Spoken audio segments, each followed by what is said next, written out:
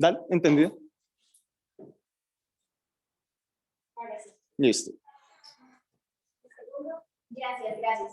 Sí, gracias. Entonces, ¿alguien sabe cuál es la función de los eritrocitos? Perfecto.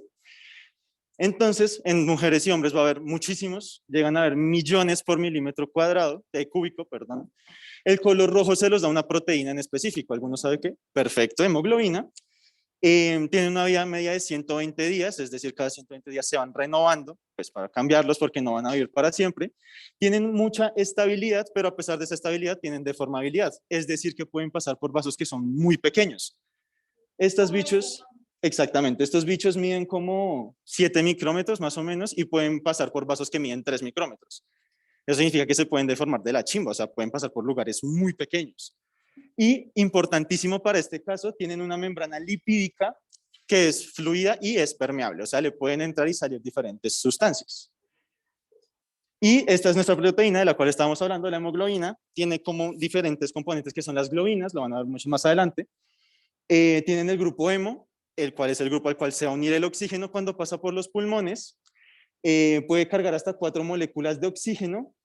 Y es muy importante tener en cuenta el hierro, ya que este es el que permite la unión con el oxígeno.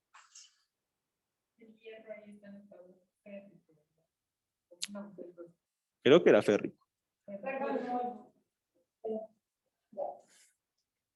Ahí no se sabe, porque no dice si es P2 o 3. O sea, dependiendo de la oxidación del hierro, se une uno a la nube. Y ahí no nos está diciendo qué estado está, porque no nos está indicando nada, solo dice hierro.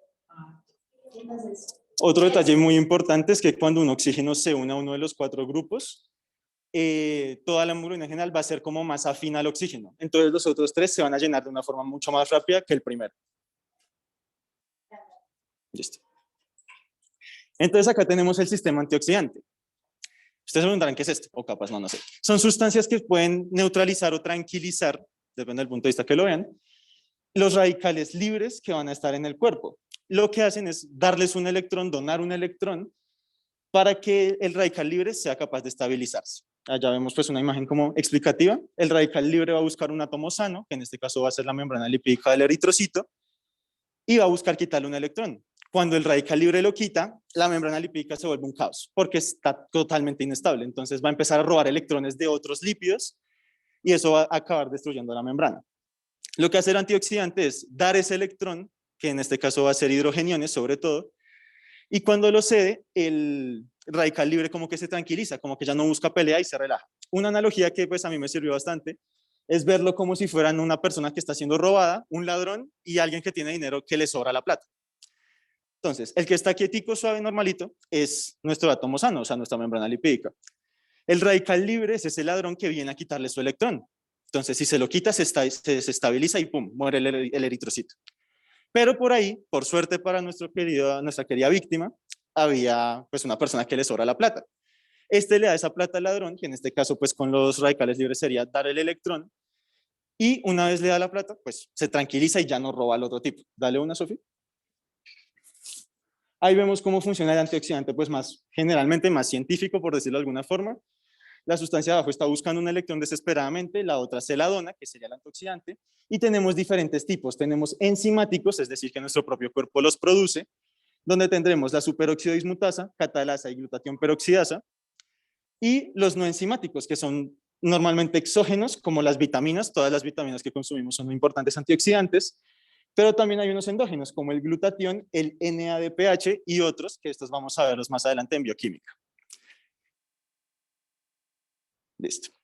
Entonces, ¿qué son los radicales libres? Pues estos van a ser átomos inestables que buscan tomar electrones.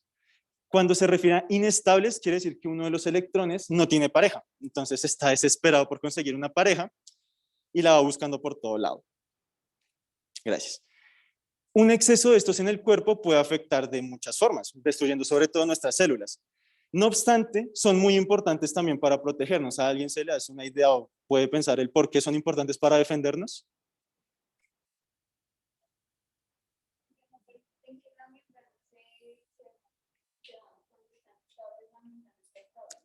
No.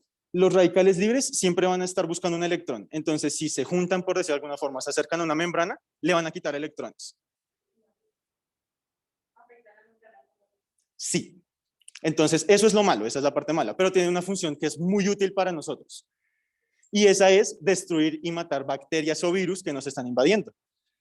Nuestras células del sistema inmune usan estos mismos radicales libres, los liberan cerca de las bacterias o virus para romper su membrana y que estos ya no tengan esa capacidad de infectarnos o de hacernos daño. Ustedes conocen el agua oxigenada, ¿cierto? Eso es H2O2. Eso es un radical libre. Y nosotros lo usamos para libres. Entonces ahí pueden como relacionarlo un poquito más adelante. Les voy a profundizar un poquito más en esos tipos de radicales libres. Y otra cosita respecto al agua oxigenada es que cuando genera esa espuma, eso es lo que está haciendo, está destruyendo células. Entonces esa espumita pues pueden como recordarlo como, está matando mis células. Y pues otras bacterias que nos están pues, defendiendo. Se dan cuenta, el agua oxigenada tampoco es tan buena porque también puede desnaturalizar nuestra piel y pues nos lastima. O sea, lastima al hierro, pero también nos lastima a nosotros, por eso nos arde. Entonces, sí ven que es un balance. Exactamente, o sea, todo esto de los radicales libres antioxidantes consiste en un balance, porque supongamos que hay un exceso de antioxidantes.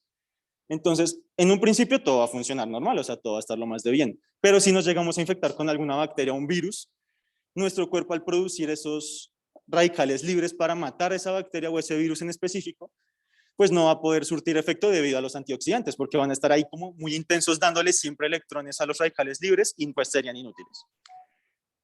Bueno, algo importantísimo es que los más relevantes en cuanto a las enfermedades que vamos a estar viendo ahorita son los relacionados al oxígeno. Y acá vemos, qué pena que me atraviese, cómo se va destruyendo la membrana. Entonces, acá habría un radical libre que le quitó un electrón a este, lo dejó sin pareja. Este, como quiere una pareja sí o sí, no va a quedarse sin pareja, le va a quitar a otro la pareja. Y va a ir así, pues, que exactamente, constantemente por toda la membrana, quitando y quitando electrones, y eso es lo que finalmente, pues, como que friega o nos va a matar la célula. Dale, Sofía. Acá vemos los radicales libres y sus diferentes grupos. Están las especies reactivas de oxígeno, también llamadas en inglés como bueno, eso que está ahí. Tenemos... Como ROS, ¿sí? Exactamente. O sea, se pueden llamar ROS o ERO. Búsquenlo como más les guste, a mí en lo personal me gusta más ROS. Tenemos también el nitrógeno, pero nos vamos a centrar en estas tres de acá. Ion superóxido, radical hidroxilo y peróxido de hidrógeno. Dale, Sofía. Dale otra vez. Bien, acá vemos los diferentes rosieros que como un mecanismo de defensa contra estos. Normalmente cuando el oxígeno entra en nosotros, por medio de los pulmones, se le van a unir 4 electrones. Esos 4 electrones van a ser 4 hidrogeniones, lo que nos va a producir 2 moléculas de agua. Pero lo que puede llegar a pasar es que no se unan los 4 exactamente. Supongamos que hay una ausencia de hidrogeniones porque sí, o sea, no se tiene que jugar por eso. Se pueden unir un solo hidrogenión que nos va a producir el superóxido, que es el O2, pero con un negativo, que se va a buscar también su electrón, su pareja. Se van a unir 2, que nos va a hacer el peróxido de hidrógeno, que es el H2O2, también el agua oxigenada. O se van a unir 3, que nos va a crear este radical hidroxilo, que es el OH. Todos esos 3 van a ser dañinos pues, dentro de nuestro cuerpo y van a buscar destruir nuestras células, entre comillas buscar, porque pues, realmente están ahí, pero siempre van a causar ese daño. Dale uno, Sofía. Y aquí vemos a grandes rasgos los mecanismos de defensa que tiene nuestro cuerpo para defenderse de esto. Los antioxidantes como vitamina A, C y E son importantísimos, pero también, para bioquímica sobre todo, el glutatión reducido es bastante importante. Lo que estas sustancias van a hacer es ceder electrones, es decir, van a liberar los hidrogeniones para que nuestros radicales libres pues, de oxígeno, los ROS o EROS, se calmen. Entonces acá vemos como el glutatión, 2 glutationes van a donar su electrón. Sueltan, Sofi, tranquila. Perfecto.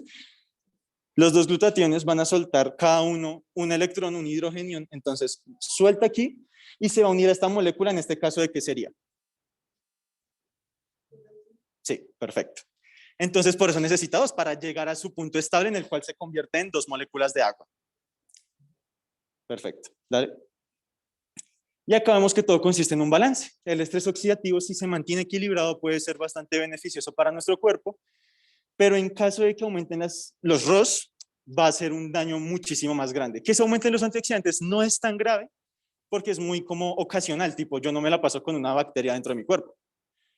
Pero los antioxidantes, las especies reactivas de oxígeno sí que son muy graves porque van a destruir muchas células del cuerpo. Y acá veríamos lo que le pasa al eritrocito durante un aumento de estas especies reactivas. Entonces, lo primero es que va a haber un desequilibrio pues, de la fórmula de redox, o sea, hay muchos ROS en el medio. Cuando él habla de desequilibrio de redox, imagínense, por ejemplo, esta fórmula de que sumo esto más esto igual a esto. Entonces, en este caso, si se me desequilibra, voy a tener más de esto y menos de esto que está neutralizado. A eso se refiere. ¿Listo? O sea, normalmente queremos tener igual concentración, pero en este caso vamos a tener más de esto, menos de este antioxidante y pues mucho menos de sustancias neutralizadas. ¿Sí entienden? Sí, más antioxidantes en el cuerpo y menos. Exacto. Exactamente. Entonces eso se traduce a la larga en mucho más daño celular. Entonces, este desequilibrio... Es que cuando explicaste cuando se unen para formar las especies reactivas de oxígeno, Sí. que se unen, ¿son electrones o hidrogeniones? Ambas. Es que los electrones se consideran en este caso hidrogeniones. O sea, son lo mismo. Lo que pasa es que, por ejemplo, en esta lista, pues, por ejemplo, acá oxígeno. Y estos, todos estos. Y pues acá lo más probable es que se metan otros tipos de elementos. Pero pues para oxígeno es H. Sí, o sea, que ustedes vean H.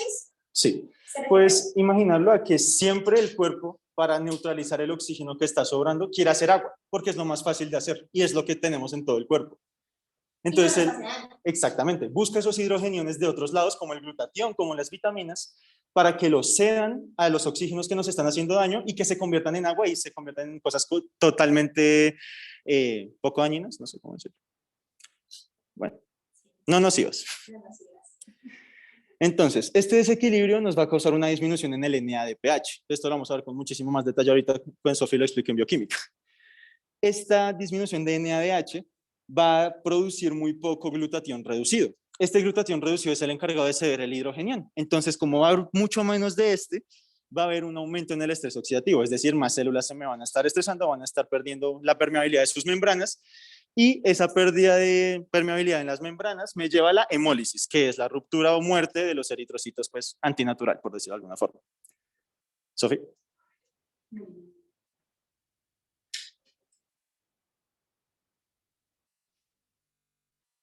Y aquí tendríamos una tabla, una forma de resumen sobre todos los daños que va a sufrir la célula.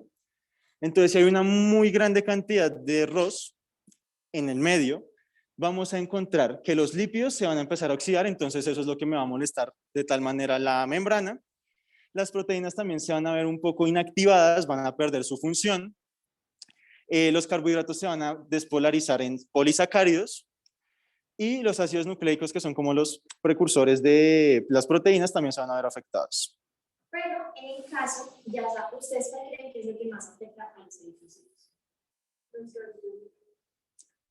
Los eritrocitos no tienen núcleo. Los lípidos, exactamente.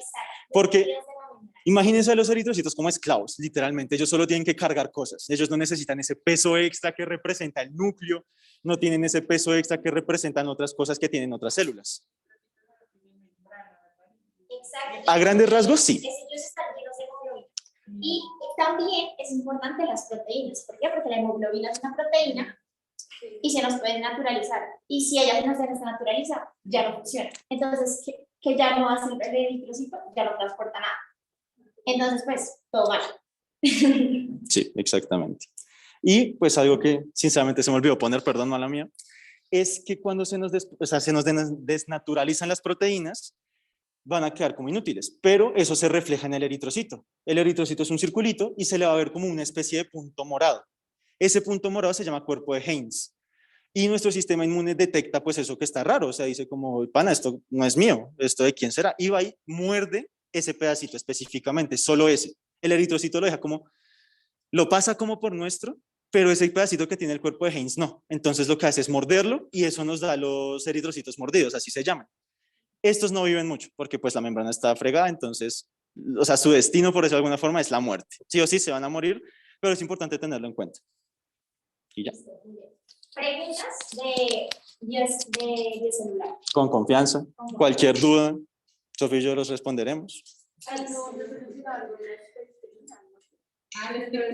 Lo que pasa es que, Es que eso es- esas son las proteínas de membrana. Sí, Entonces, Rey, pero ustedes ya vieron eso, ¿no? Pues, ¿cómo está compuesta las la diferentes membrana? proteínas de membrana que pueden haber, tipo canales estructurales. Entonces, por ejemplo, acá les puse una membrana lipídica. Sí. Entonces, estos son.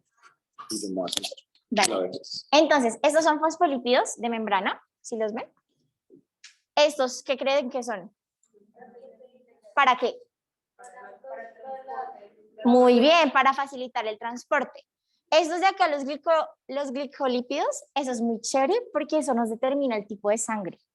¿Listo? Entonces, esto, por ejemplo, la gente que tiene AB positivo tiene unos glicolípidos súper largos y pues eso determina el tipo de sangre. Eso lo van a ver en segundo, pero es muy chévere.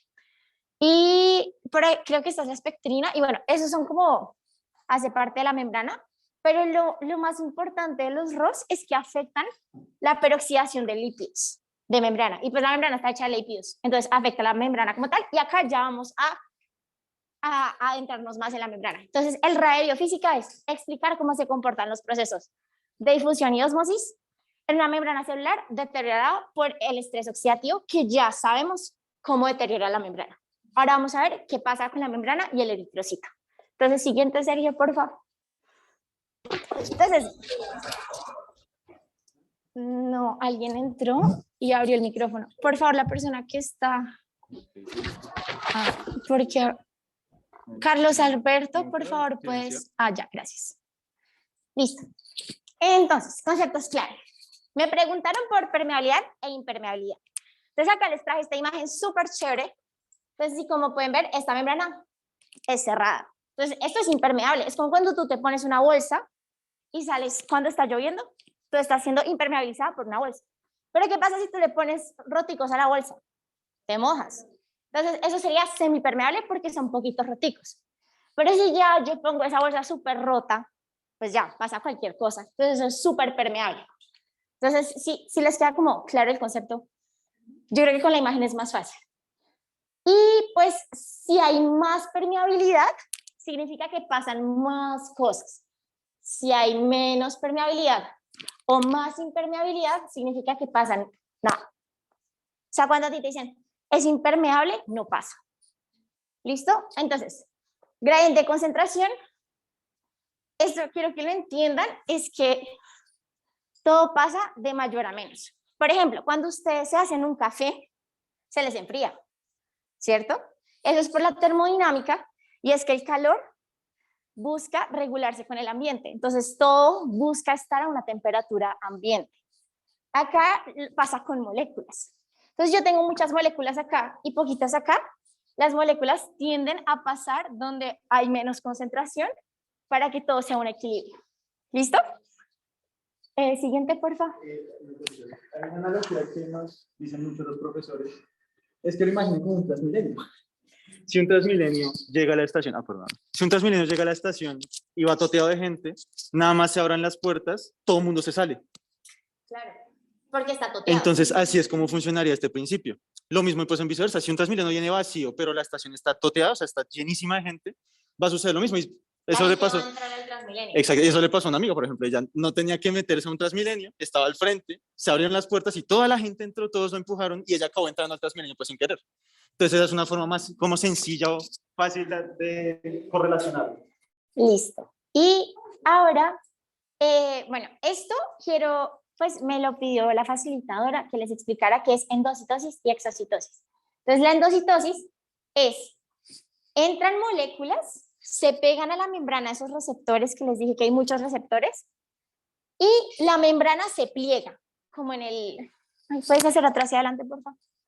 Revisen bien este GIF. ¿Sí ven? Que entran y entran a la célula. O sea, se pliega la membrana y ella se vuelve a cerrar y esa vesiculita que está aislada de la célula entra. Y así mismo sale. Y acá la membrana se pega otra vez y vuelve a ser integral. Y el transporte sin porte es que entran del mismo sentido. ¿Sí me entiendes? O sea, de afuera para adentro, dos moléculas. Y el antiporte es que entra una molécula y sale otra. ¿Sí? Antiporte sin porte. ¿Listo? La endocitosis fue como el proceso Endocitosis entra. la degradación celular, ¿verdad? ¿Cómo así? Sí, porque la proteína de degradación celular también explicaba un proceso similar a eso. Ok, ya te entendí. A veces cuando entran desechos, o sea, pueden entrar nutrientes o desechos a la célula. Si entran desechos, la célula va a sacar eso. Exacto, muy bien. Pero tienes una pregunta. Ah, ok, es un comentario muy bien, gracias. Siguiente. Ahora, transporte celular. Entonces, tenemos transporte pasivo, dime. Ah, sin porte, a ver, esta es la membrana, ¿sí? Sin porte es que entran dos moléculas en el mismo sentido o salen dos moléculas. Antiporte es que entra una y sale otra. ¿Listo? Antiporte es como antisentido y sin porte es que entran juntas. Y ya. ¿Claro? Listo. Entonces, siguiente. Ahora sí, transporte celular. Tenemos pasivo y activo. Pasivo es que no necesito energía. Y activo es que sí necesita energía. El pasivo, como no necesita energía, se guía por el gradiente. Por ejemplo, en el Transmilenio, yo no necesito energía porque a mí me va empujando la gente. Entonces yo entro sola. Pero si yo voy en contra de la gente, de ese tumulto, pues estoy gastando energía para no tener que entrar. ¿Sí? Entonces, igual, ya voy a profundizar. Entonces, en pasivo está difusión simple, facilitada y ósmosis. Difusión simple es el ejemplo que les dio Sergio, que eso pasa de mayor a menor concentración y son más que todo moléculas polares y bajo peso molecular. Por ejemplo, iones. Ya, dime. ¿Se les ocurre por dónde pasaría ese transporte?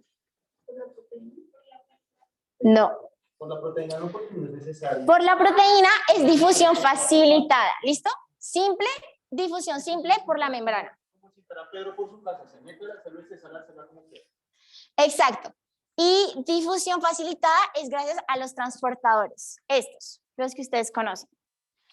Ahora, si los transportadores necesitan energía, es transporte activo. ¿Listo? Como, por ejemplo, la bomba sodio-potasio ATPasa, que utiliza ATP. Y ya la ósmosis es el transporte de agua. Y esto es gracias a proteínas de membrana que se llaman acuaporinas. ¿Listo? Estas dos mueven moléculas, una por la membrana sin transportadores, otra con transportadores, y la ósmosis mueve agua con acuaporinas, que son proteínas de membrana, que permiten el entrado único de agua. ¿Por qué? Porque la proteína es de lípidos, y recuerden que los lípidos son impermeables al agua, y viceversa, como mezclar agua y aceite, eso no pasa. Entonces nosotros necesitamos un transportador específico para el agua. Y entonces, como les decía, el transporte activo entra ATPasa o el cotransporte, como el antiporte o sin porte, que necesitan normalmente ATP. ¿Listo? Que es energía. Siguiente. Entonces, la temida ley de Fick. Yo sé que ustedes vieron esta diapositiva en clase. Y de acá necesito que la entiendan. O sea, que ni se la aprendan, porque si ustedes les ponen fórmulas, a ustedes se la ponen. O sea, ustedes no tienen que aprender fórmulas. Entonces acá yo quiero que entiendan. Entonces, ¿qué pasa acá? Yo tengo un flujo que depende de el coeficiente de difusión, que a mí me lo dan. O sea, ustedes no tienen que sacar eso. A mí me dan el coeficiente de difusión y depende de cambios en las concentraciones y el espesor de la membrana. Viendo esto, ¿ustedes qué me dicen de la relación de concentración y flujo? ¿Qué piensan? O sea, por ejemplo, si yo acá tengo, esta es mi membrana, ¿listo? Y yo acá tengo 100 partículas y acá tengo 0. Y acá en este lado tengo 5 partículas y acá tengo 3. ¿Cuál tiene una mayor diferencia de concentración? Esta. Y entonces, ¿cuál tendría mayor flujo? Esta, porque tiene más moléculas de diferencia. Exacto, muy bien. Entonces, a mayor cambios en la concentración, mayor flujo. Y ahora, si tengo una membrana de este porte y tengo una súper delgadita, ¿por cuál pasan más las moléculas? Claro, entonces, a mayor espesor, menor flujo. Muy bien. ¿Listo? No fue tan difícil. Sí. Exacto. Y acá, ósmosis. Entonces yo les decía que ósmosis es el paso de agua. Pero ¿cómo sucede eso? Entonces nosotros tenemos que la difusión es, por ejemplo, cuando ustedes hacen café. Entonces ustedes echan el pedacito de café y echan agua y el café se me disuelve por todo lado. Listo. En ósmosis lo que va a pasar es que vamos a cambiar la concentración de agua para que haya la misma concentración agua solvente. ¿Listo? Eso es una relación. Entonces, ¿qué pasa? Por ejemplo, cuando ustedes van al mar, ¿qué les pasa? ¿Qué les pasa con los dedos? Cuando se ponen arrugaditos. ¿Por qué? Porque ustedes están perdiendo agua. ¿Por qué? Porque en el mar hay más agua que en el cuerpo de ustedes. Entonces el cuerpo está diciendo, pucha, yo le voy a ayudar a todo ese lugar salado para que no esté tan salado. Porque al echarle agua se disuelve y no queda tan salado, ¿cierto? O sea, cuando hacemos un caldo, yo hago un caldo y me queda súper salado, ¿qué hago? Le echo más agua, pues para que no me quede tan salado. Entonces esa es como la idea, ¿listo? Y entonces acá, siguiente por favor. Acá está el ejemplo, entonces, bueno, no se ve muy bien, pero acá yo les puse moléculas de sodio, ¿listo? Entonces si pueden ver, ¿dónde tengo más moléculas de sodio? En el espacio extracelular. 1, 2 o 3. En el extracelular. En el hipertónico, exacto. Es hipertónico porque tengo una concentración extracelular de iones aumentada. Y acá en el hipotónico, el sodio está dentro de la célula. Entonces, ¿qué pasa en el hipotónico? Si tengo sodio dentro de la célula, ¿para dónde se me mueve el agua? Para dentro de la célula, exacto, para poder mediar esas concentraciones. Y en hipertónico, ¿qué pasa? Exacto, acá estamos en el mar, ¿listo? Entonces nosotros somos la célula y nos deshidratamos, y nos arrugamos y nos volvemos así, ¿listo? Y en isotónico, iso, acuérdense del triángulo isósceles, que es el que tiene todos los lados iguales, entonces las concentraciones están prácticamente iguales. ¿Listo? Esto de hiper, iso e hipo lo van a ver en muchas palabras y es importante que tengan en mente que hiper es mucho, hipo es poquito, iso es constante. Eso les va a ayudar a entender muchas palabras. Dime. ¿Pueden imaginárselo? Pueden imaginárselo como que los iones jalan agua, que eso lo van a ver en líquidos electrolitos, pues más adelante en segundo, pero pues sería bueno que se lo fueran aprendiendo desde ya. Los iones van a jalar el agua, por eso de alguna forma, van a traer el agua.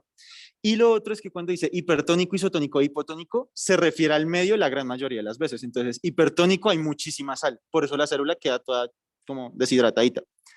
Isotónico pues está normal, tanto dentro como fuera, entonces hay un flujo constante de agua que la mantiene normal. Y en el hipotónico, como hay más dentro, hipo, de más poquito, como bien acaba de decir Sofía, es que hay muy poquito afuera. Entonces, como hay poquito afuera, lo que hace el agua de afuera es entrar para intentar nivelar la cantidad de sal, en este caso, que estaría dentro del eritrocito. Acuérdense, ¿ustedes alguna vez se les ha llenado el salero de agua y que se les empasta todo? Bueno, las personas que vivimos en lugares húmedos, acá en Bogotá no pasa mucho, pero pues en lugares húmedos el salero se llena de agua y cuando uno va a sacar sal ya no sale porque están como húmedas. Entonces, ¿qué pasa? La sal absorbe agua y pues como para que se acuerden de eso. ¿Listo? Siguiente. Estrés oxidativo. Entonces, ¿qué pasa? Sergio ya les comentó, se nos peroxida la membrana y eso que me va a causar que se me deforme. Al deformarme la membrana va a aumentar la permeabilidad. ¿Y qué pasa si se me aumenta la permeabilidad? No, o sea, sí, pero primero, ¿qué pasa? Empiezan a entrar moléculas a lo loco y a salirse también.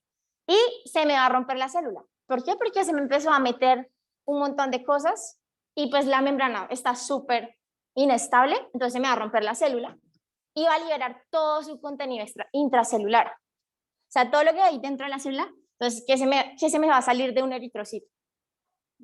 Hemoglobina, muy bien. Y eso es muy importante porque eso es lo que explica por qué las personas se ponen amarillas.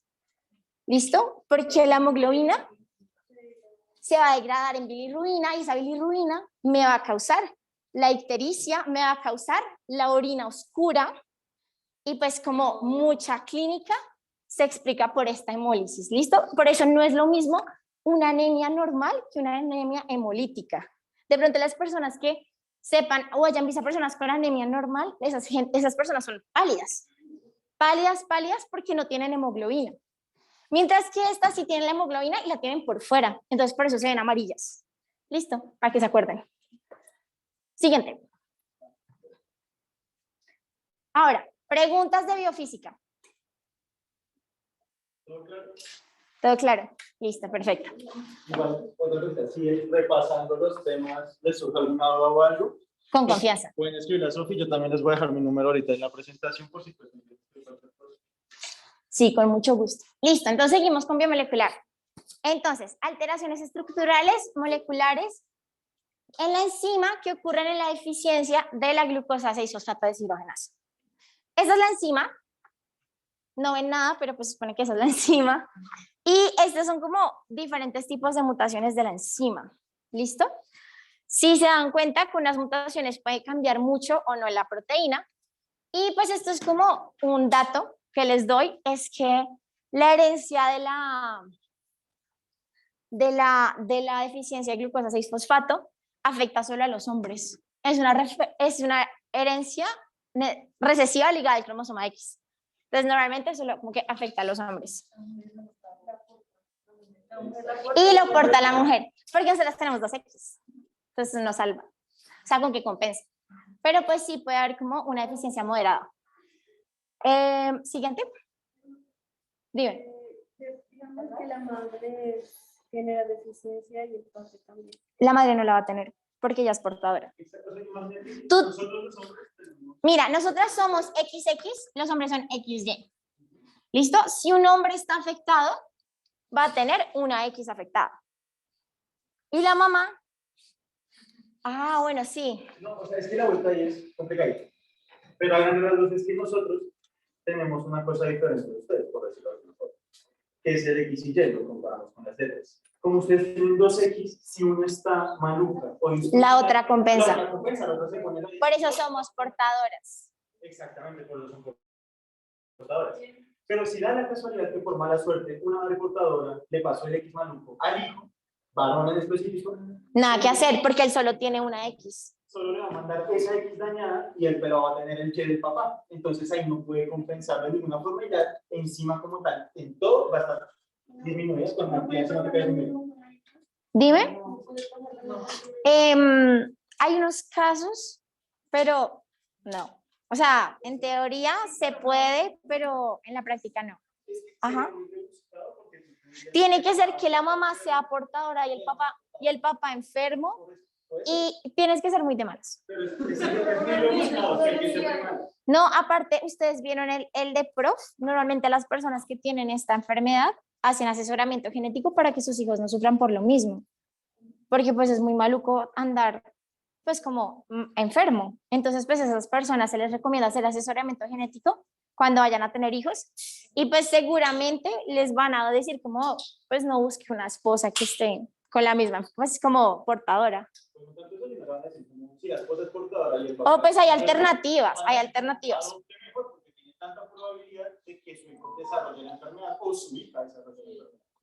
Y, exacto, por eso es importante. Bueno, siguiente. Dime. Sí. Pues bueno, es como la relación entre lo que explicaste de difusión osmosis con el estrés oxidativo. O sea, lo entiendo yo que es que cuando ocurre el estrés oxidativo, bueno, sí se va a ver afectada la parte de la membrana. Claro. Claro, o sea. Y se va a ver afectada los procesos de difusión. Sí, porque digamos, esta es mi membrana. ¿Listo? Si a mí se me empieza a deformar, mi membrana va a quedar así. ¿Y qué pasa? Puede entrar un montón de cosas. Entonces, si empiezan a entrar iones, empieza a entrar agua. y se me empieza a llenar la célula y se me explota. O se vuelven muy grandes los rotos y nada que hacer. Y se sale todo. Y se sale todo de una. Entonces, sí, respondida. Listo. Entonces, generalidades de la glucosa 6-fosfato deshidrogenasa. Esta la tenemos en todas las células de nuestro cuerpo, pero donde más la necesitamos es en nuestros eritrocitos. Ya después en bioquímica van a entender por qué. Pues la verdad es un gen chiquito, porque tiene 12 intrones y 3 exones. Cuando vean distrofia muscular de Duchenne van a ver que ese gen es enorme. Y pues la deficiencia es por una enfermedad hereditaria y pues es uno de los efectos congénitos más frecuentes.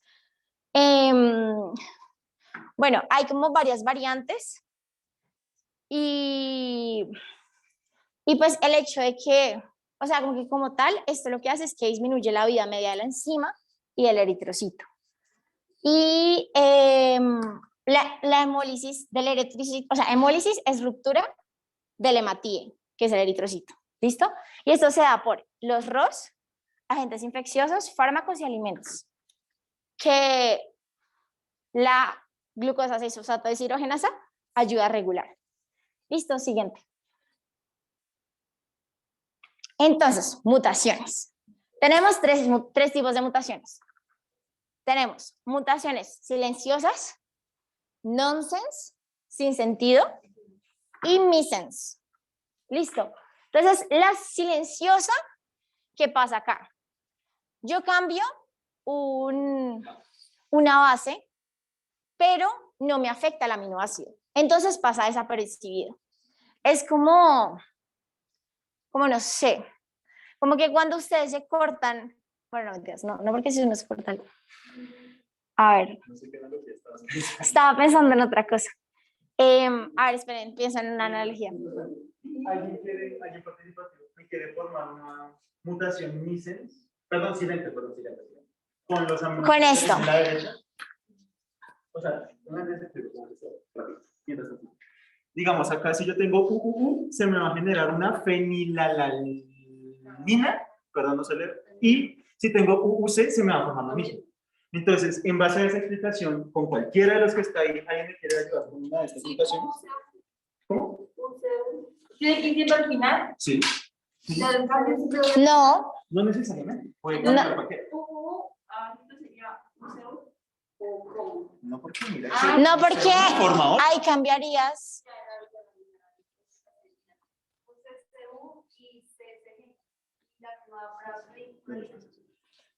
Y CCG, muy bien, eso sería una silenciosa. Bueno, una sin sentido. No, una sin sentido, lo que pasa es que no me va a dar ningún aminoácido. O sea, me va a dar un codón stop. Estos codones stop son peligrosos porque yo tengo mi proteína va así, yo la estoy construyendo y llega un codón stop y me la para. Es que me queda una proteína incompleta. ¿Listo? Y eso es malo, porque una cosa incompleta muy seguramente o no te funciona o no te funciona bien. Y eso... Dime. No te entiendo la pregunta. El siguiente caso van a andar muchísimo en estas mutaciones. Pero lo importante de acá es que nosotros tenemos como estas cadenitas de 3 que nos generan un aminoácido. Entonces, digamos, GAA me genera un GLU. Ese GLU es importantísimo porque me va a seguir permitiendo la traducción de esto en una proteína. ¿Ya viste? Sí, no sé. Bueno. A ver, qué pena. Entonces, a ver, ustedes saben qué son los aminoácidos. Los aminoácidos son estas bases de las proteínas, ¿listo? Como en los lípidos tengo ácidos grasos que me forman el lípido. Acá los aminoácidos me forman la proteína. Entonces yo tengo, pero las proteínas tienen como un orden, ¿saben? O sea, como que yo no puedo meter aminoácidos a la loca a ver qué se me forma. Entonces, no, ellas tienen un orden y específicamente eso lo define nuestro código genético. ¿Listo? Entonces, en nuestros genes están que, no sé, tal secuencia me da glucosa 6-fosfato deshidrogenasa. ¿Qué pasa? Si esta secuencia se me para a la mitad, ¿por qué? Porque un aminoácido, porque un triplete me codifica un stop en vez del aminoácido, se me va a parar a la mitad y me quedé sin media proteína. ¿Sí? Y ahí, pues si se dan cuenta, en lo de los aminoácidos, el metionina sale en verde, que es como que está en el tercer cuadrado de lo izquierdo. Ese siempre es el que nos va a iniciar la traducción. O sea, ese es el que nos va a decir, acá empezamos a hacer proteína. Porque estas cadenas son larguísimas, son inmundamente largas. Pero ese auge va a ser siempre el encargado de decir, acá inicia la síntesis de la proteína. Y los otros tres que están en rojo, que dicen finalización, son quienes dicen, acá se acaba la proteína. Toda esa secuencia puede ser inmensa. El siguiente caso también, que es de Duchenne. Ven uno de las proteínas más largas que tiene como 79 aminoácidos. O sea, 79 de esas cositas, imagínense, es inmenso. Si se corta la mitad, pues en este caso, sería pues el ejemplo, si se corta la mitad va a quedar muy inútil esa proteína porque le falta la mitad de la función. Entonces, pues, Igual, no todas las mutaciones son malas. Oigan, o sea, las mutaciones definen nuestra evolución. O sea, nosotros éramos monos y ahora somos humanos. Entonces, no de verdad. Entonces, como que esas pequeñas mutaciones, a medida de que fueron sobreviviendo, no todo, o sea, todo son mutaciones. O sea, ustedes son mutaciones, todos somos mutaciones. Y eso está bien. Pero el problema es cuando esas mutaciones nos traen problemas. Acá le está trayendo una enfermedad al paciente. Entonces, pues, ahí ya es problemático. Pero no, las mutaciones son buenas. De hecho, todo el tiempo estamos mutando. Y bueno, el cáncer también proviene de las mutaciones. Pero bueno, acá lo importante es que entiendan que al yo tener una mutación, se me puede quedar igual, o sea, puede pasar silenciosa, desapercibida. Es como cuando ustedes hacen algo mal. Si nadie se da cuenta, pues no pasó nada, ¿cierto? Porque la proteína quedó igual, nadie se afectó, el paciente sigue bien. Pero ¿qué pasa si acá yo paré todo? O sea, yo dije acá no, hasta acá llegó el edificio y lo dejé a medias. Se me va a caer, ¿cierto? Entonces acá, pues no es tan bueno. De hecho, esto es como lo más grave. ¿Por qué? Porque me queda incompleto. Y acá lo que pasa es que, bueno, ustedes saben que las proteínas tienen, ellas cuando se hacen, primero empiezan como una soga, ¿listo? Como una soga llena de aminoácidos, de pepitas. Entonces, estas se empiezan a enrollar para adquirir su forma que funcione. ¿Qué pasa cuando yo cambio un aminoácido? O sea, yo tenía leucina, glutamina, glutamina. Y en vez tengo leucina, glutamina, aspartato. Entonces, ¿qué pasa? Esto tiene una forma distinta y va a hacer que mi proteína tome una forma distinta. Entonces, puede que mi proteína o gane función o lo más probable es que pierda la función porque pues está formada de otra manera y pues no puede como hacer las cosas que necesita hacer. ¿Qué es lo más probable que suceda en este caso? A una lesión, pero como permanente, tipo así con esta persona más corta. Entonces, ese sería el inicio, que no tiene sentido, pero sigo funcionando. O sea, yo sigo caminando, pero ahora tengo que caminar como así, como me cuesta más, pero sigo funcionando. Pueden hacer una asociación con la misma. La nonsense no tiene sentido, entonces es como hasta acá llegó, como dijo Sofi, cuando el edificio, hasta acá llegó el edificio. No tiene sentido hacer eso porque el edificio queda sin funcionar. ¿Qué es lo más común? Que queda a la mitad.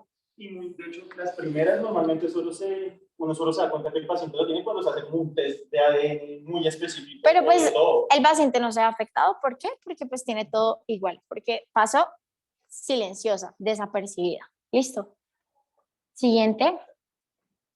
Entonces, esto nos define, esta es una tablita de los tipos de clasificación que tiene la deficiencia. Entonces, ¿qué pasa? Nosotros, en teoría, deberíamos estar acá. ¿Por qué? Porque no tenemos manifestaciones clínicas de deficiencia de esta enzima. ¿Por qué? Pues porque ninguno aquí está anémico, ni tiene anemia hemolítica, en teoría. Entonces, ¿qué pasa? Nosotros tenemos una enzima que tiene una actividad normal del 60 al 150%. ¿Qué pasa, por ejemplo, si mi proteína quedó a la mitad? Nada. Tengo una deficiencia, o sea, puedo tener una actividad del 1% o nada. No puedo tener ninguna proteína funcional Y entonces ninguna proteína me va a ayudar a combatir esos ROS. Entonces voy a tener una anemia hemolítica crónica.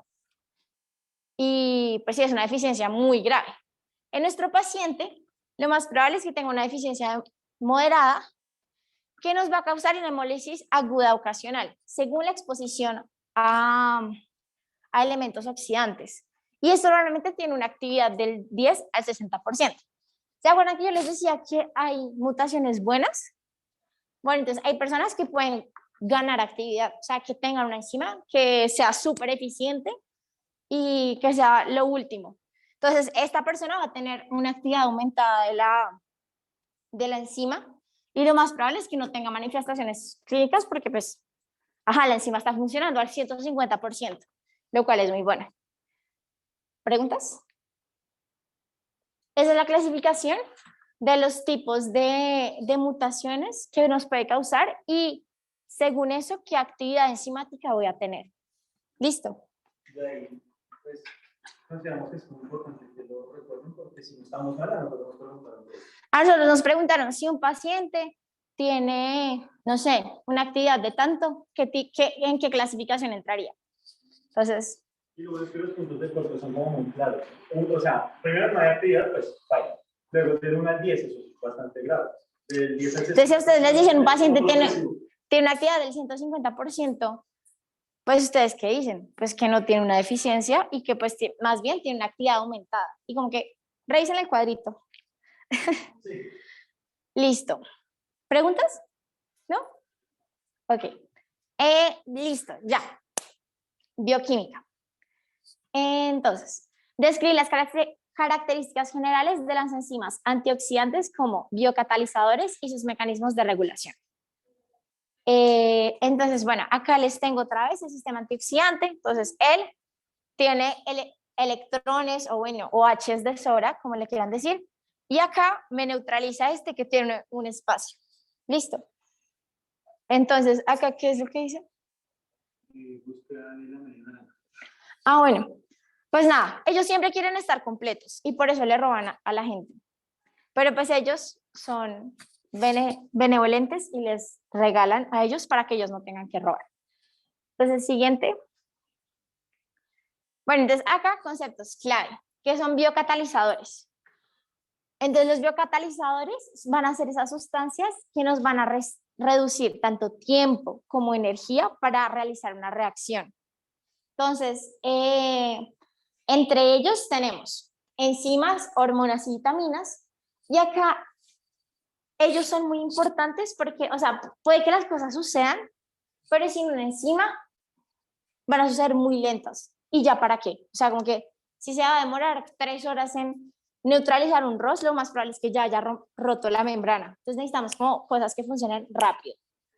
Y pues que no sean costo eficientes, o sea, que sea rápido y no me cueste mucha energía. Porque el cuerpo es muy flojo y siempre busca como el camino fácil a todo. ¿Qué es la actividad enzimática? La actividad enzimática es, bueno, va a sonar redundante, pero es la actividad que va a tener la enzima. Entonces, ¿se acuerdan los porcentajes que yo les daba? Entonces, si tengo una actividad enzimática del 150%, es que es una actividad enzimática súper aumentada y que es muy bueno. Pero si tengo una actividad enzimática del 10%, pues significa que no es tan eficiente y hay una deficiencia. Esta actividad enzimática se puede ver afectada por factores como temperatura, pH y concentración. No sé si se acuerdan, pero las proteínas cuando no están en ambientes óptimos se desnaturalizan. Y cuando se desnaturalizan ya no sirven. Y pues eso puede deberse como a altas temperaturas o a muy bajas, a pHs muy altos o bajos. O digamos, si yo tengo tres enzimas, pues lo más probable es que no me sirvan mucho, a diferencia de que yo tenga 40. Entonces también la concentración de enzimas, pues obviamente si yo tengo 40, lo más probable es que tenga una actividad enzimática más elevada. Y si tengo menos enzimas, pues lo más probable es que tenga una actividad menor. Y ya. ¿Y qué son rutas anabólicas y catabólicas? Bueno, anabólicas es todo lo que construye y como yo estoy construyendo, necesito energía para construir. Entonces en anabólicas gasto energía y construyo algo y en catabólicas destruyo y libero energía. ¿Listo? Eso es un concepto termodinámico. Y pues nada, para darles ejemplos, por ejemplo, anabolismo, todo lo que crea. Por ejemplo, cuando yo hago lipogénesis, glucogénesis, la fotosíntesis, todo lo que haga síntesis y genere cosas y construya cosas es anabólico. Y todo lo que me degrade, por ejemplo, la glucólisis, que rompe. El ciclo de Krebs, Ay, no. que rompe. No, pasito que me estás rasguñando, en serio. Bueno, la digestión, todo lo que rompa es catabólico. Entonces, por ejemplo, cuando ustedes comen, ustedes están rompiendo la comida en pedazos más pequeños Muy celoso. y están generando energía para ustedes. Sí. Esperen, qué pena que acá hay alguien hablando. Alejandra, ¿podrías ¡Ay, silenciarte, porfa? marico! ¿Qué? ¿Podrías silenciarte, porfa? Gracias. Dime. Yo una persona pues he conocido peladas, o sea, yo me lo pedí por los nombres, Ana y Cata. Entonces, Cata y Catalina llaman pues Ana. Yo conocí a Ana que son unas chicas, son muy amables, son súper chéveres, siempre buscan cómo construir. Y esas Catalinas son terribles. Pues, Entonces rompen. Entonces destruyen hogares. No, mentiras, no. Y bueno, entonces otra vez, radicales libres de oxígeno. Entonces, antes que nada, necesito que recuerden que son procesos de oxidación y que son procesos de reducción. Entonces, los procesos de oxidación va a aumentar la oxidación y va a disminuir los electrones. ¿Listo? En este caso, las H's. Entonces, por ejemplo, acá, yo tengo -3. Si paso de -3 a 0, estoy perdiendo cosas negativas, ¿cierto? O sea, por ejemplo, yo debía 3.000 pesos y yo se los pagué a Sergio. Entonces, perdí mi deuda, ¿sí me entienden? Perdí cosas negativas. Entonces, gané, ¿sí me entienden? O sea, es que eso es complicado, es complicado. O sea, cuando ustedes ganan, están perdiendo cosas negativas. Es como cuando ustedes borran de su vida a gente negativa. Están ganando, pero borraron a gente negativa. ¿Sí me entienden? Entonces acá, en oxidación, estoy ganando óxido y estoy perdiendo electrones. ¿Sí entienden? De -3 pase a 0. Ahora, ¿qué pasa si de +2 paso a 0? Estoy perdiendo cosas positivas. Estoy perdiendo oxidación y estoy ganando electrones. Entonces, cuando se reduce, gano electrones, o sea, H's, y cuando se oxida, pierdo H's. Oigan, eso es complicado, o sea, yo me acuerdo. Sí. Entonces, cásense con una de las dos. O ganan, Sí, acuérdense de una y ya sabiéndose una, sacan que el otro es lo contrario. ¿Listo? Entonces, siguiente. Y ya acá tenemos otra vez la tablita de los tipos de radicales de oxígeno. Entonces, acá yo les puse como ejemplos de dónde sale. Entonces, ¿qué pasa con el superóxido? Yo tengo mi oxígeno normal, O2, y se me une el electrón. Entonces, me queda superóxido. Si yo tengo mi oxígeno y se me unen 2 electrones, me queda peróxido de hidrógeno. Y si se me añaden 3 electrones, me queda radical hidroxilo. Listo, acá otra vez les repito que estos ROS se unen a las estructuras de la membrana del eritrocito y alteran la estructura y las funciones del eritrocito.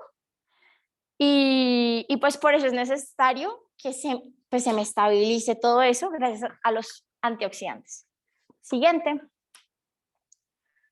Y acá las enzimas antioxidantes. Entonces, nosotros tenemos lo que les decía Sergio, antioxidantes enzimáticos y no enzimáticos. En los enzimáticos tenemos el superóxido dismutasa, el sistema glutatión, nuestra querida glucosa 6-fosfato deshidrogenasa, que nos va a generar NADPH, y la catalasa. Entonces, ¿qué pasa con el superóxido dismutasa? Esto va a hacer que esto va a hacer que vamos a retirar este superóxido y lo vamos a volver en peróxido con oxígeno, que después este peróxido lo vamos a estabilizar con la catalasa. ¿Listo? Algo muy importante es que esta catalasa es menos afín al peróxido de hidrógeno que el glutatión. Entonces el glutatión va a ser como de los más importantes para poder estabilizar esta sustancia. Pero pues la catalasa también ayuda. De hecho, la catalasa es la que forma las burbujas cuando ustedes ven el agua oxigenada. Pero puede ser la catalasa de ustedes o la catalasa de las bacterias, porque ellas también tienen catalasa. Pero eso lo van a ver en segunda. Tranquilos. Siguiente.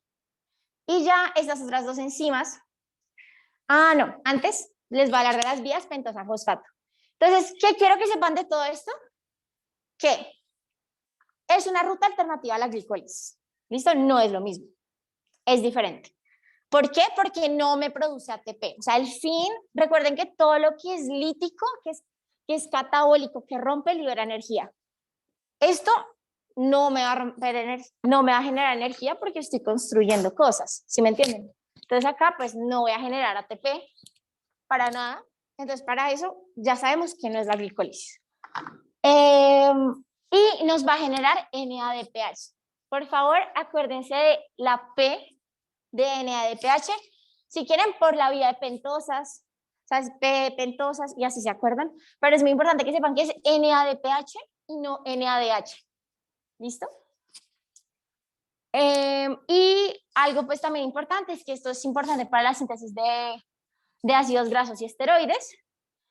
Y también súper importante de esta vía es que me mantiene el glutatión reducido. Ya vamos a ver para qué es importante tenerlo reducido, pero esto es súper importante porque así es como él funciona como antioxidante. Si el glutatión está oxidado, no me va a antioxidar nada porque él ya está oxidado. Entonces cuando él está reducido es que puede ayudar como antioxidante. ¿Listo? Y bueno, esto es como un fact, es que ayudan a hacer nucleótidos, pero eso no es importante en este momento. Entonces acá les puse la diferencia entre NADP y NADPH. Y pues como pueden ver, acá esto tiene libre acá un espacio para poder reducir el glutatión y que este a su vez funcione como antioxidante. Ya van a ver que está relacionado. Entonces si quieres siguiente, dime. Otra analogía, sí, es una analogía. Es que pueden imaginar el glutatión cuando está oxidado como el tipo que va a prestar la plata, pero que está pobre, porque no la han pagado. Entonces está a fin de mes, está con las últimas, no tiene plata para prestar. Pero cuando se reduce, le llega esa plata, le pagan y ya puede prestar otra vez. ¿Sí me hice entender? ¿Sí? Como que tiene que estar reducido para que se le pueda ayudar. Sí, exactamente. Exacto. O sea, él solo funciona como antioxidante cuando está reducido. ¿Listo? El glutatión. Listo, siguiente. Si se acuerdan que era estar reducido. Que tiene más electrones, ¿cierto? Que gana electrones y pierde oxidación, ¿cierto? Entonces, si gana electrones, tiene electrones para dar. ¿Listo? Y entonces, glutatión reductasa y glutatión peroxidasa. Entonces, ¿cuál es el fin de la glutatión reductasa?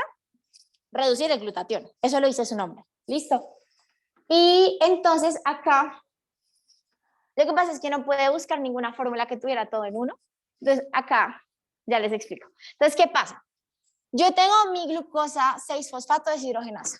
¿Ella qué va a hacer?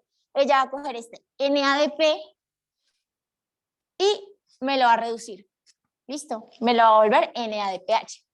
Ya cuando yo tengo el NADPH, este glutatión puede reducir el glutatión oxidado, ¿cierto? Entonces, otra vez. G6PD me vuelve este a NADPH. Yo necesito como glutatión NADPH para poder reducir el glutatión. ¿Por qué? Necesito esta H para pasársela al glutatión. ¿Listo? O sea, es como una cadena. Ahora, se los puse en los colores porque en los libros o en el examen les pueden presentar el glutatión reducido como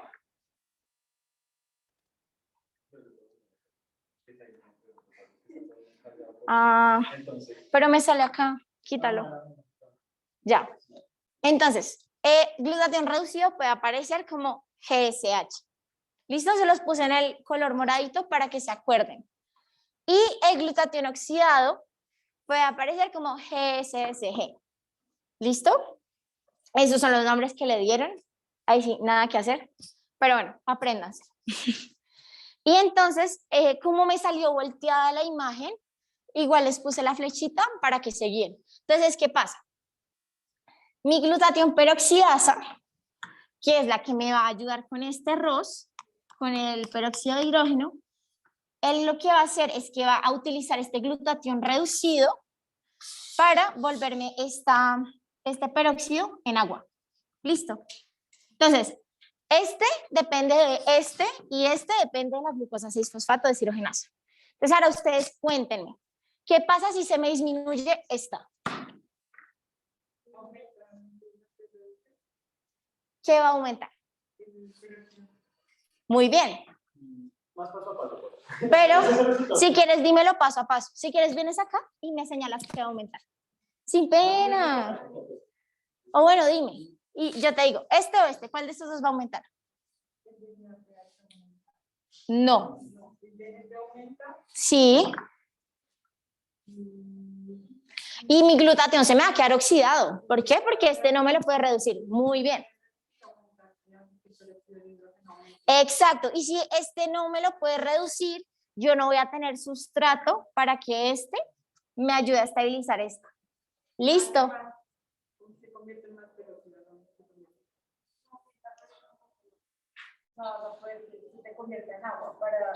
O sea, no va a aumentar el peróxido como tal, pero se va a mantener como está. Y lo que nosotros queremos es que disminuya.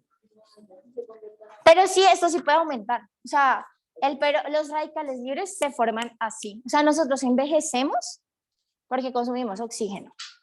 Entonces, o sea, si no fuera por el oxígeno, si nosotros esperamos vivir sin oxígeno, seríamos jóvenes y bellos y perfectos para siempre. Pero eso no va a pasar, porque necesitamos el oxígeno. Entonces, pues nada, esto se les puede seguir aumentando. ¿Por qué? Porque mi sistema no está funcionando de compensación y eso va a seguir aumentando. Si mi sistema de compensación funciona, pues nada, me mantiene esto a la raya y pues súper bien, o sea, súper bien para el cuerpo. Preguntas. Cuente.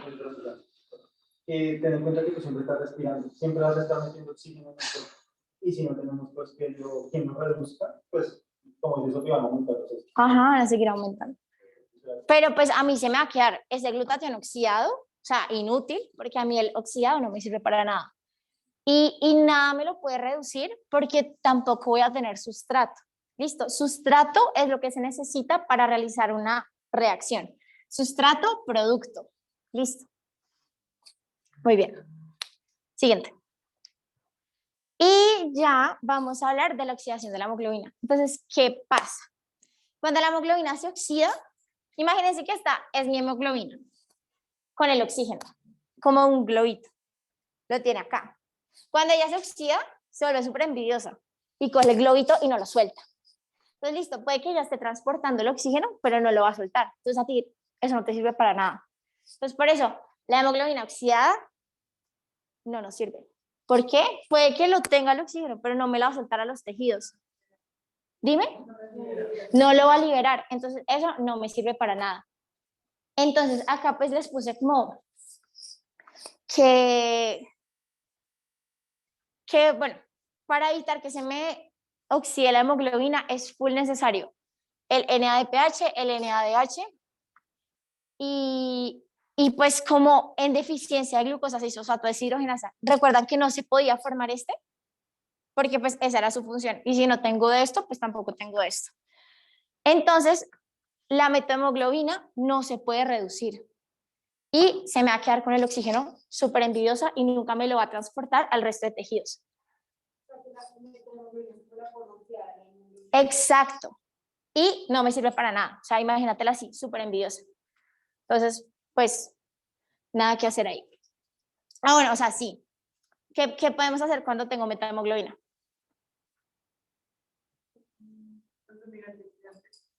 Muy bien. Reducirla. Muy bien. Excelente. Siguiente.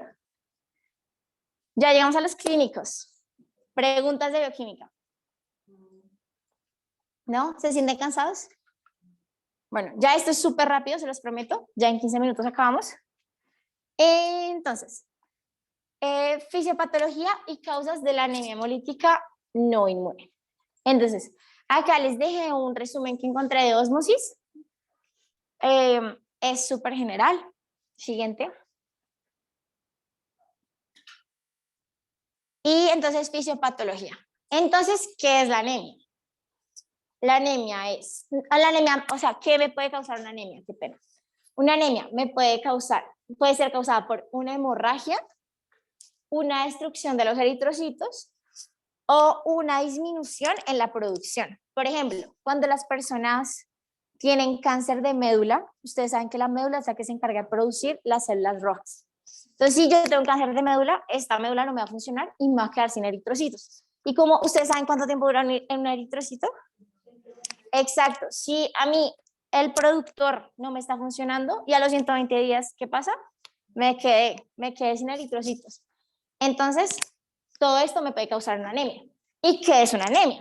Una anemia es una reducción en la capacidad de transporte de oxígeno y pues la consecuencia es por un descenso de los eritrocitos. Entonces, ¿qué me puede causar un descenso?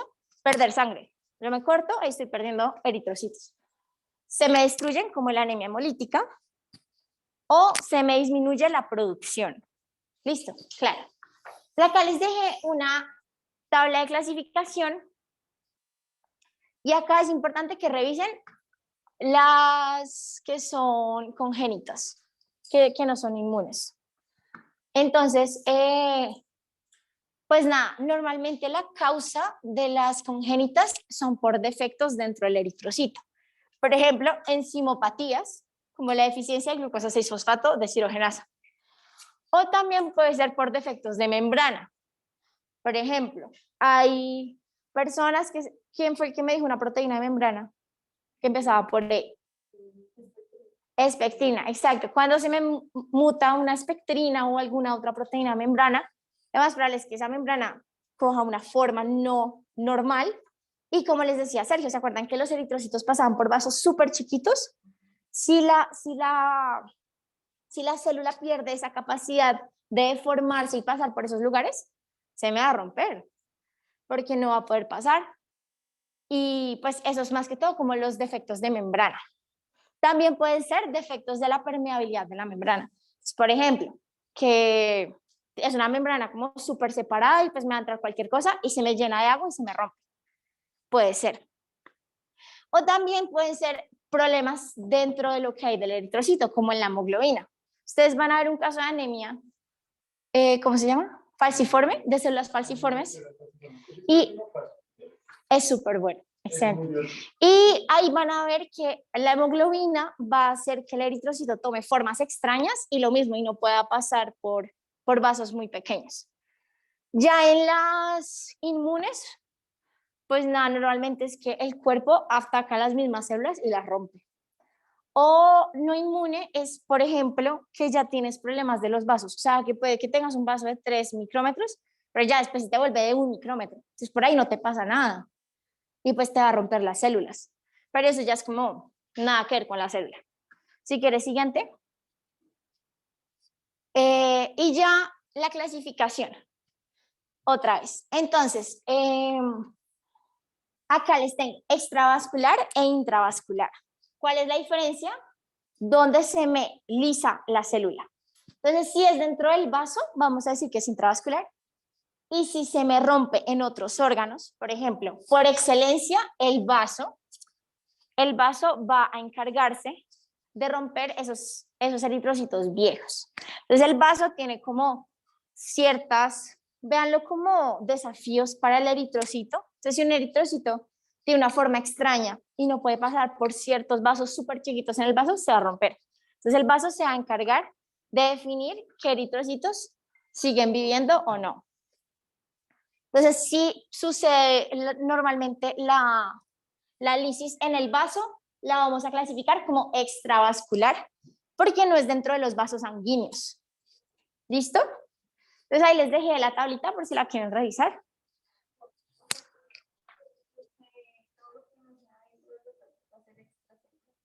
extravascular. Sí, tal cual. Es eso. Vascular en los vasos. Y extra, o sea, intravascular en los vasos. Extra fuera. Sí, normalmente es dentro de un órgano.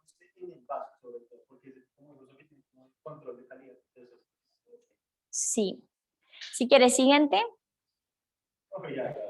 Y ya, Sergio va a terminar. Ay, cierto que esto existe. Bueno, yo les voy a explicar el RAE clínico 2, el cual pedía describir la presentación clínica y hallazgos de laboratorio de la anemia hemolítica. Entonces, importante al principio, diferenciar qué es un signo y un síntoma. ¿Alguien sabe? ¿No? No.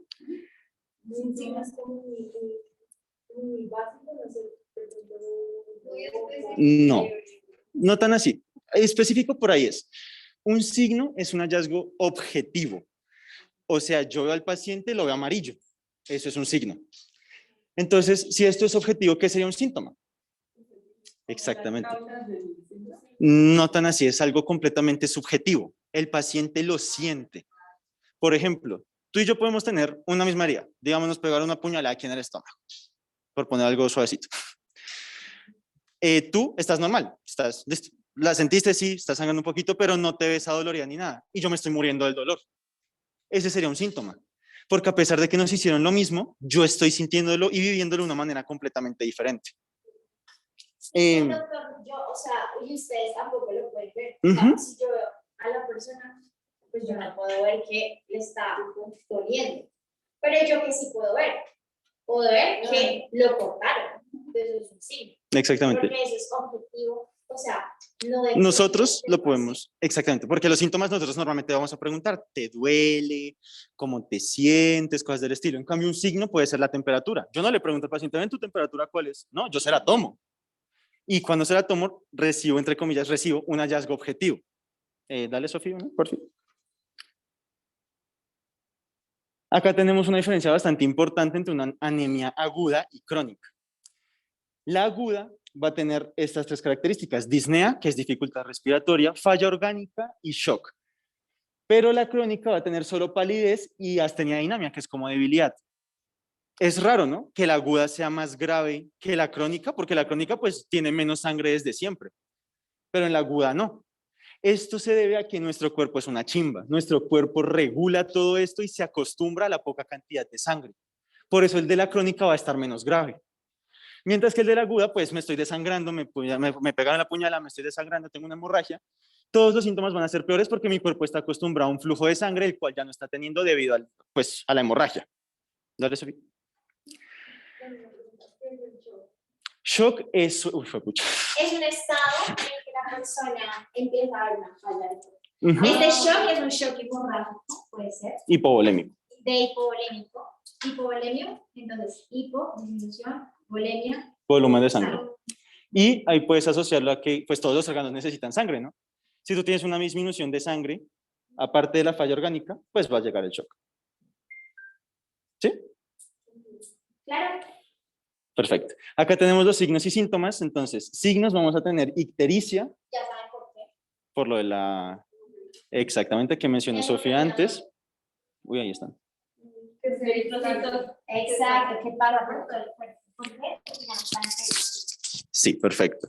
Algo importante es que nuestro paciente puede ser asintomático. Puede tener la anemia y estar normalito, no presentar nada.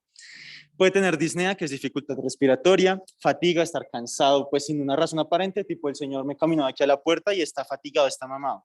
Podría ser por una anemia, que estos dos son como la dupla que siempre se va a presentar en anemia. Puede haber confusión debido a la falta de sangre, dolor lumbar, debilidad general asociado también a la fatiga y el dolor tóraco-abdominal. En este caso ya vamos a ver por qué se relaciona con un signo. Y en cuanto al signo, vamos a tener un bajo gasto cardíaco, que eso lo van a ver en segundo. Taquicardia, un aumento de la frecuencia cardíaca. Nuestro corazón intenta compensar la falta de sangre, mandando la poquita que tiene a todos lados, aumentando los latidos por minuto. Palidez o ictericia, dependiendo del caso. Orina oscura. ¿Por qué creen que saldría orina oscura? Por la hemoglobina, perfecto. Nuestro cuerpo busca eliminar ese exceso de hemoglobina que tiene en el medio extracelular, entonces la manda por la orina, que es la forma más fácil de eliminarla.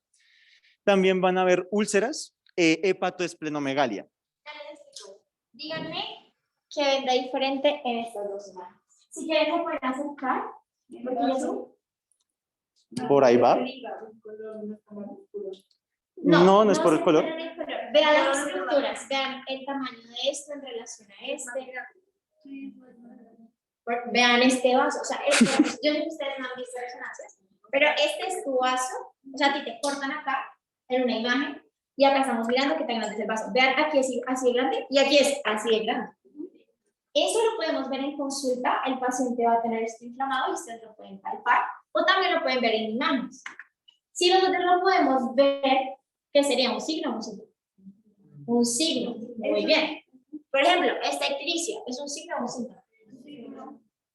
Muy bien. ¿Y esto? Muy bien. Excelente. Listo. Sofía, Pero dale ese una. paciente me dice, me duele orinar. Perfecto. Exacto. Dale una que yo puse la imagen de mi presentación.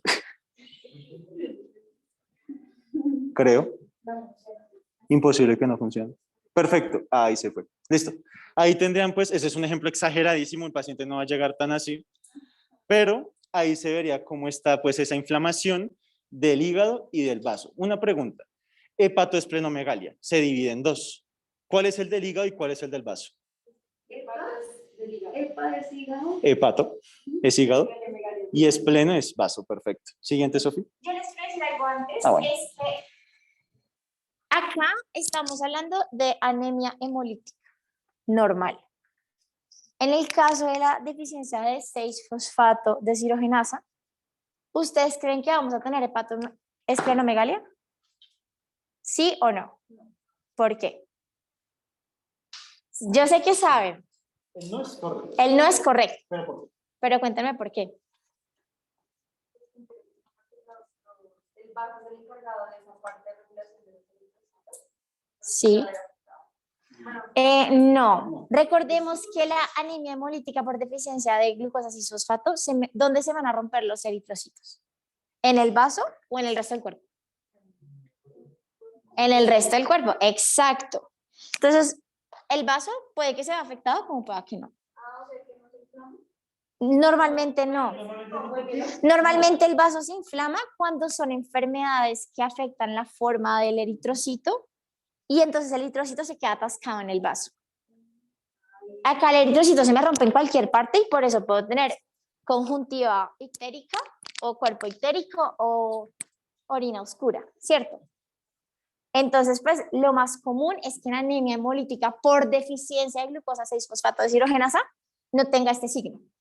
Pero sí en otras anemias hemolíticas, como les expliqué. ¿Claro?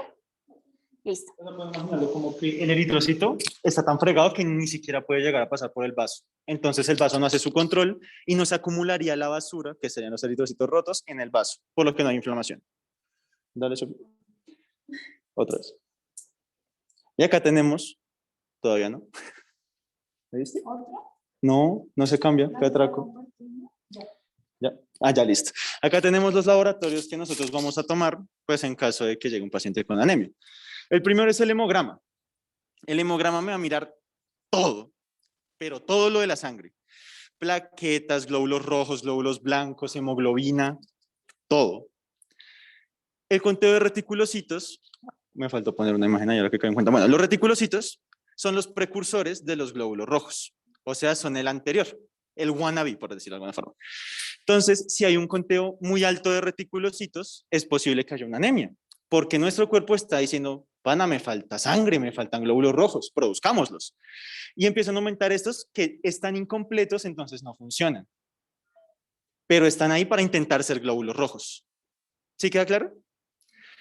Aunque, importantísimo, no nos podemos fiar 100% de ese, porque hay muchas anemias en las cuales los reticulocitos se mantienen en niveles normales. Sí. Luego tenemos el perfil ferrocinético, que eso es para anemias por deficiencia de hierro, de momento no nos incumbe. Perfil de hemólisis para saber si se están rompiendo los glóbulos rojos. Electroforesis de hemoglobina para saber si hay hemoglobina en la sangre o no, que normalmente no tendría que haber hemoglobina afuera. Nivel de folato y vitamina B12, porque esto es importantísimo para la producción de eritrocitos y para evitar anemias. Se puede hacer una biopsia de médula ósea para ver si pues, todo está normal, por decir de alguna forma, o una frotis de sangre periférica, que eso es que toman sangre, la esparcen en una placa. No sé cómo es la gota gruesa. Sí, ¿Sí? Sí, es la gota gruesa, perfecto. Entonces, eso lo que hace es esparcirlo en una placa y tú ahí puedes ver la forma, el tamaño y a veces el número de todas las células sanguíneas, especialmente eritrocitos. Finalmente, y creo que el más importante para este caso, el test de Coombs. El test de Coombs directo nos va a servir, dale una Sofía si quieres, nos va a servir para determinar si es una anemia hemolítica autoinmune o no. Entonces, acá lo que vamos a hacer es tomar una muestra de sangre. En esa muestra de sangre vamos a aislar los eritrocitos por medio de una centrifugación, procedimiento, y vamos a separar pues, los glóbulos rojos del resto de las componentes de la sangre. Cuando los separamos, podemos tener dos escenarios. Primer escenario, los glóbulos rojos tienen anticuerpos que nuestro cuerpo produjo. O sea, nuestro cuerpo detectó los glóbulos rojos como algo externo o algo extraño que tiene que matar. Entonces, produce esos anticuerpos para que se peguen. El segundo caso, pues no hay cambio, están los glóbulos rojos ahí reposaditos. Importante, no se puede ver a simple vista. Nosotros si vemos los dos glóbulos rojos así, no podemos decir, no, claro, este tiene anticuerpos o no. Para eso, dale una, Sofía, podemos, bueno, lo que hacemos, mejor dicho, es usar unos anticuerpos antihumano. Estos anticuerpos se pegan en los anticuerpos que produce nuestro cuerpo, por eso se llama anticuerpo antihumano, es un poco confuso el nombre, y cuando se pega me va a generar estos precipitados, que sí se van a llegar a ver. Exactamente. Estos de acá son los anticuerpos antihumanos. Nosotros los agregamos a la mezcla, pues de sangre en este caso, de glóbulos rojos, y si hay anticuerpos que nuestro cuerpo produjo, estos se van a pegar en ellos. Y cuando se pegan, nosotros podemos identificarlos, podemos decir, hey, acá hay anticuerpos pues propios, entonces esto es autoinmune. El segundo caso es que estén por ahí, flotando, porque no se pegan a los glóbulos rojos. Entonces no es autoinmune, la anemia es por otra razón. Y aquí hay un video que explica todo esto del test de Coombs de una forma bien detallada. Dura como 6 minutos, es muy bueno, si pueden pegarle una revisada, por favor, háganlo. Y ya. Bueno, chicos, eso por hoy. Esperen que les tenía este imagen para explicarles lo de los reticulocitos rápido. Gracias. Entonces, ¿qué pasa? ¿Ustedes saben lo de las células madre? Las células madre, ellas son las precursoras de todas nuestras células en el cuerpo. Entonces, estas células madre se me van a volver en algún momento reticulocitos. Y luego, cuando maduren, o sea, eritroblastos, que son los precursores de los eritrocitos, y esos eritroblastos tienen núcleo. Pero entonces ese núcleo, ¿qué va a hacer? Él va a crear mucha hemoglobina y me va a formar el reticulocito. Y ese reticulocito va a madurar y se va a volver eritrocito. ¿Qué pasa cuando una persona tiene muchos reticulocitos? Significa que el cuerpo está compensando algo, está creando más de estos. ¿Por qué? Porque esos me están faltando. Entonces, por eso ese conteo de reticulocitos es importante. Por si no les quedaba claro. No sé si tienen alguna otra pregunta. ¿Seguros? Igual me pueden escribir. Antes de irse, si quieres ya paras la grabación. ¿Dónde? ¿Cómo? ¿Qué hago? Acá dejas de compartir y paras la grabación. Y necesito que por favor